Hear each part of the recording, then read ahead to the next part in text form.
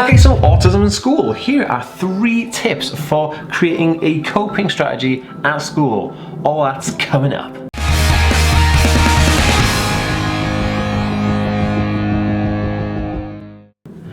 Hey guys, welcome back to the Ask Me World. My name is Dan. I have autism, ADHD, OCD and dyslexia, and I make weekly videos on this type of content. So if you're new around here and you just stumbled across this video on this channel, thank you for joining. Remember to hit that subscribe button if you want to learn more. And also if you're watching on Facebook, make sure to give this page a follow. And if you're watching on Instagram, make sure to give this account a follow to see more awesome autism content. Boom. Guys, what's going on? Welcome to the Ask Me World, where we think differently daily. What is up? Different Thinker fam. If you haven't already, make sure to go and download my free Autism Life Hacks PDF book, which is going to help you so much, from autismhacks.net. Oh yes. Guys, what's going on? Good to have you all here. I think it's like, yeah, I just love making videos. I love making videos for you guys, and yeah, just super fun. You're amazing. Thank you so much for joining me, and I just feel so humble that you've taken the time out of your day to join me. So, I have been through school, I've been through college, I've been through university, I've done extra like night school classes and everything, and I have found that there are so many issues with school and university and all those kind of things. So I basically listed out 3 of the most amazing things that I used when I was doing my degree in chemistry, which was quite an interesting degree because there was a lot of paper, it was a lot of stuff to do.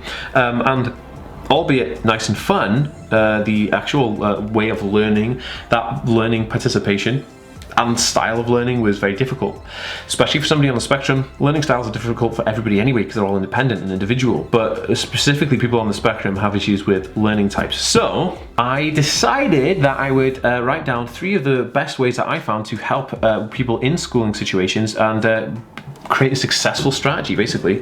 Okay, so get your pens and pencils and papers out, or your tablets or whatever you're using to write down all these notes, and let's get started. Okay guys, so the first thing is creating a personal learning plan, right? So first of all, your school or course should have a SENCO coordinator, which is a special educational needs coordinator. Now you want to meet with them and ask them to help you craft a learning plan that can be handed to every teacher in teaching classes that you're taking, so that it has specific special needs adjustments in there. So for instance, maybe when you're taking, when you're I don't know, maybe you want to sit at a certain place in the class, maybe you want to sit at the back, maybe you want to sit at the front, maybe you want extra notes, maybe you need a little to go into the class before anybody else does. All of these specific learning needs are going to be put into the specific learning plan, so that every class and teacher knows exactly what your special educational needs are. Because they have an authority or duty of care in an establishment of educational and academic need, then they should be able to, well, they will be able to grant that, because if they don't, it's disability discrimination, which is against the law. So you could ask them to set up a personal learning plan and just make it adequate for you, you know, and it's super awesome. There's things like extra time in tests and extra equipment using a computer rather than paper when you're trying to write things down. If you're dyslexic like me and you can't write things down as well as you can type them, all those kind of things can really help you with your learning needs and adjustments while in classes and in learning environments in general. I actually had a lab hand help me out when I was in my chemistry labs, somebody to help me out in the lab. It was absolutely fantastic, and without it I would have definitely failed my degree, because it was just so amazing to have that support. Okay, so number 2 is label all your handouts. Oh my goodness guys, this is the most amazing thing ever. So we all get handouts, we get lots and lots of paper, you know, you're sitting there in class and they hand out loads and loads and loads of paper, and you have loads of things all the time, right? And it can get very, very confusing. And a strong point for people on the autism spectrum is not organizing paper and paperwork, right? I get dozens of paperwork. So this is the most amazing thing. If you have all of the papers that you get in one day, write the date in one corner, and then in the other corner write page 1 and then page 2, and consecutively on all the pages. So basically when you get home at night, you can find all the pages, or if you get home at the end of the week, you can find all the pages that have the same date on them and then staple them together in order of 1, 2, 3 to concession to whatever it is, right? And the same for the rest of the days. You group them into days. So when you're going back to look at your revision notes and stuff like that, you know that all the handouts you had, they're all grouped together in the same date, in the same, you know, in order that you got them, so you'll be able to understand where they're coming from, what they say and what they mean in just order. That, in that perfect organized order, saved my bacon so many times. I can't even describe how awesome it was.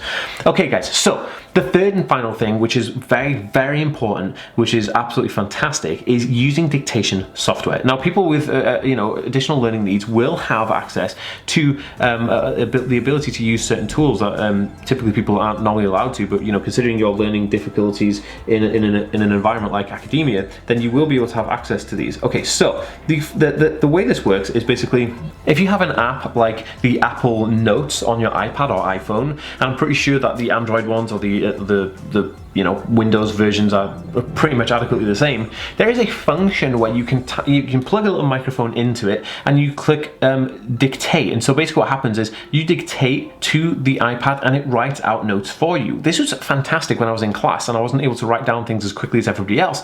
I just turn that on and click the microphone button and it would actually record what the lecturer was saying and putting it into note format, as in like written word.